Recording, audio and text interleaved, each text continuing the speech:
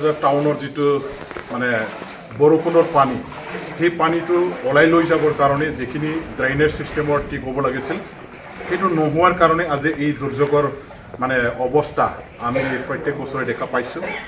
আৰু আমাৰ অসম চৰকাৰ বা BTC গভৰ্ণমেণ্টৰ ফালৰ পৰা তেখেতসকলে সেই কামটো যেতিয়ালৈকে নকৰিব যে তেতিয়ালৈকে আমাৰ কোকৰাঝাৰৰ ৰেল লাইনৰ উত্তৰ পাৰে এই অঞ্চলত এই ধৰণৰ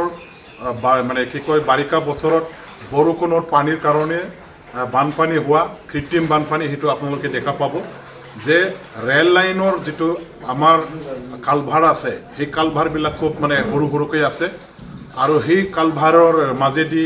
আমাৰ ৰেল লাইনৰ উত্তৰ পাৰে যিখিনি পানী জমা হয় সেই পানীটো দক্ষিণ পিনে বৈ যাব লগা হয় কিন্তু কালভাৰটো সৰু সৰু হোৱাৰ কাৰণে মানে আমাৰ উত্তৰ পাৰে যিমানখিনি পানী থাকে এই পানীবিলাক ওলাই যাব নোৱাৰাৰ কাৰণে আজি পানীৰ ইয়াত জমা হয় আৰু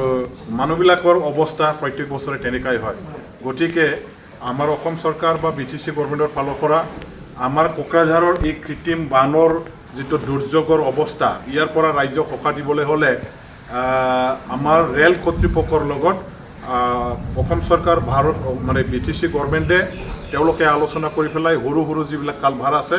সেইবিলাক ভাঙি ডাঙৰ ডাঙৰ কালভাৰ বনাবৰ কাৰণে পানী ওলাই যোৱাৰ ৰাস্তাটো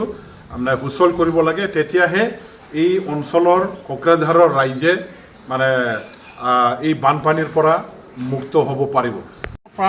হয় আমাৰ একচুৱেলি আমাৰ ক'ব গ'লে বিশেষকৈ আমাৰ কোকৰাঝাৰ টাউনত আউটলেটটোৰ বৰ ঠেক হৈ গৈছে আউটলেটটো লাগেই আমাক আউটলেট যদি হৈ যায় তেনেহ'লে ডাঙৰ ডাঙৰ যদি আউটলেট হৈ যায় তেনেহ'লে পানীটো যাব তেতিয়া আমাৰ দোকান পোহৰ বা কাৰোবাৰ ঘৰত যদি পানী সোমোৱা সেই বস্তুটো আমি মুক্ত হৈ যাম ক'ত জলমগ্ন হৈছে জলমগ্ন শান্তিনগৰত হৈ গৈছে বা বেবিলাইনত হৈ গৈছে ডন বস্কোত হৈ গৈছে ৰূপাদী নগৰ হৈছে এইফালে আৰু গেজনপুৰী মুঠতে আমাৰ এইটো হ'ল পুলিচ পইণ্টত ঢেৰ হৈ আছে যোৱাকালি ৰাতি 8টাৰ পৰা হৈ আছে জলমগ্ন হৈ আছে ৰাতিপুৱা 8টাৰ পৰাই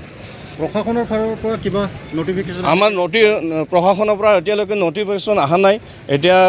স্কুল কলেজ বন্ধ হোৱা নাই এতিয়ালৈকে কোৰ্ট কাছাৰী বন্ধ কৰা শুনা পোৱা নাই আমি নেটত খুলি দেখি আছোঁ নাই দেখা পোৱা নাই এতিয়া যদি প্ৰশাসনে যদি আমাক যদি বন্ধটো যদি দিয়ে তেনেহ'লে আমি বহুত ভাল পাম আৰু কি কাৰণ এতিয়া চবেই মানে অলপ থাকিবৰ কাৰণে ভাল লাগে এতিয়া মানে যেনে ধৰণৰ পানী হৈ গৈছে চবৰ মানে ঘৰে ঘৰে পানী হৈ গৈছে আৰু চবেই যিটো নেকি বস্তু বাহানি নষ্ট হৈ গৈছে এতিয়া যদি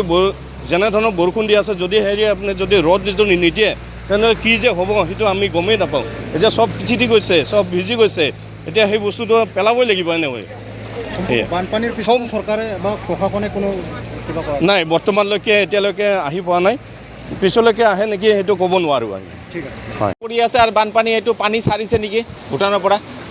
আপোনাৰ দোকান পানী কমাইছে না অঁ কমপ্লিট ভাঙি দিলেতো কমপ্লিট ভাঙি দিলে দোকান আৰু কি কৰিম আৰু এনেকুৱাই আছোঁ আৰু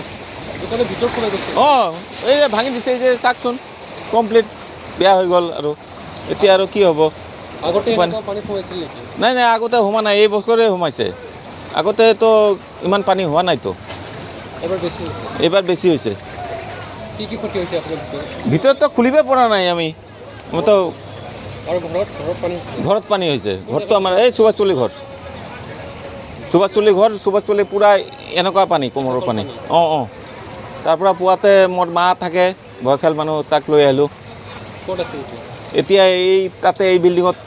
থলোঁ এটা ৰুম খালী কৰি তাতে থলোঁ মালিকক কৈ তাতে থলোঁ আৰু কি কৰিম আৰু উপায় নাই আৰু হয়